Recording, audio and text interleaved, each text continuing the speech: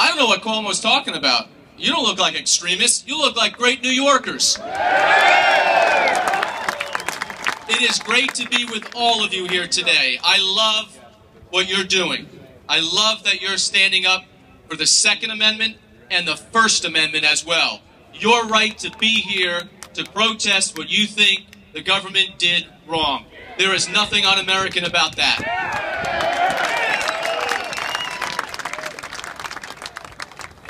I love Carl, but Carl's crazy if he doesn't think we can win this race. We are going to win this race, and I'll tell you why. I am here running because I think this state has gone terribly wrong. We are losing as a state. We are losing our citizens at an alarming measure to other states. And why are they going? They're going because the taxes are way too high. The jobs are not here. We have the most corruption in that building. And we can do a lot better. We can grow our economy. And people are leaving this state not just for the jobs that left, not just because it's oppressive here in taxes.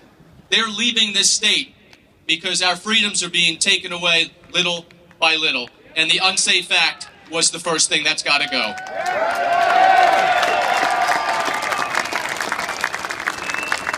Now, I don't know if you noticed, but if you went to the state capitol building, the grounds, did you see all the barricades up?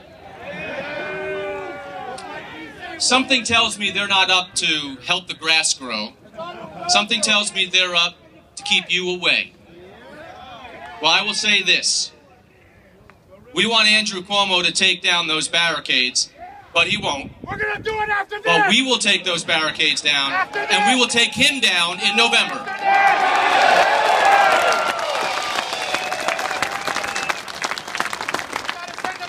Now, if there's anyone that questions my commitment to your rights, to our rights on the Second Amendment, let me just tell you what happened this past year in Westchester County, where I was crucified by our Democratic opponent, who had the backing of Andrew Cuomo and his money, $2.5 million in advertising, pummeling me every day because I had the nerve to stick up for your rights with the Second Amendment. We brought the county gun show back for the first time in 10 years. I called out the governor on the Unsafe Act for exactly what it is. And we said, scrap that act. It does nothing to make us safer. Do what we did in Westchester. And that is focus on the real issues of violence and deal with the mental health breakdown in our system. That's where we need to put our focus on, not turning law-abiding citizens into lawbreakers. That's what he's trying to do here. So we did the right thing.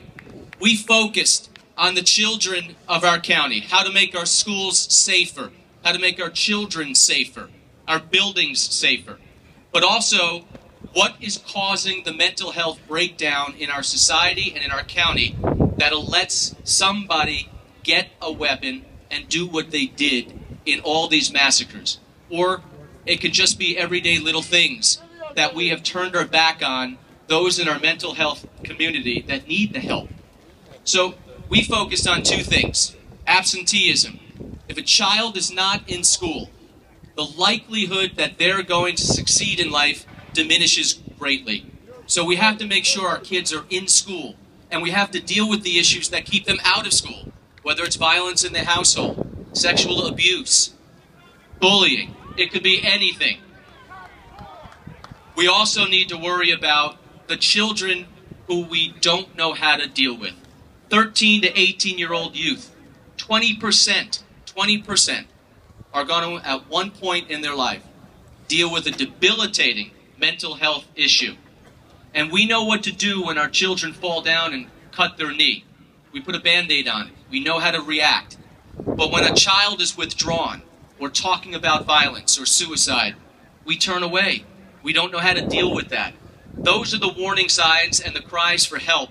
That's what we need to work on so these kids get the help that they deserve so they grow up to be good citizens, not dangerous ones. That's what we worked on, safer communities in Westchester. We dealt with the problem. We didn't want a headline overnight that does nothing to solve the problem except make all of you illegal.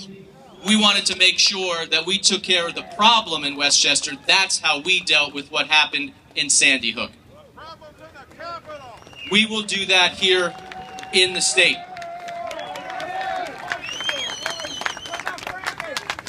I heard about Cuomo's Common Core here before. Someone yelled about Common Core.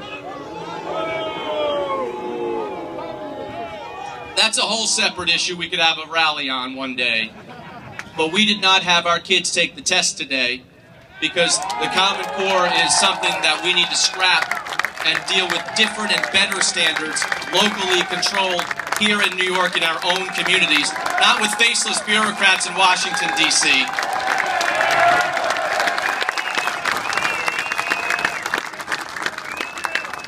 So here's how you can help, because we can win this race. In fact, we will win this race. And you can make it happen. You can make it happen. If there's anybody in this rally today that's not registered to vote, shame on you. You have months to do so, and please make sure you register to vote. You talk to everyone in your family, everyone in your gun club, everyone in your hunting club, everyone you're buddies with. Make sure you register to vote, because all of Andrew Cuomo's money can't take away your power at the ballot box. So if you want to make a difference, register to vote. Join us on Facebook. Follow us on Twitter. Be part of our campaign. The movement starts here. It ends on election night in all of your communities. And you want to show the biggest surprise in the world to that guy over there? Let's beat him in November and put an end to this kind of stuff.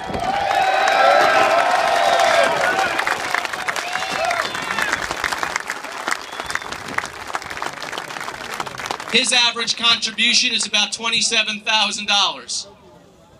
We'll take your $27. We'll take your $270. We'll take anything. So make sure you join our team. Be part of our team in every little neighborhood.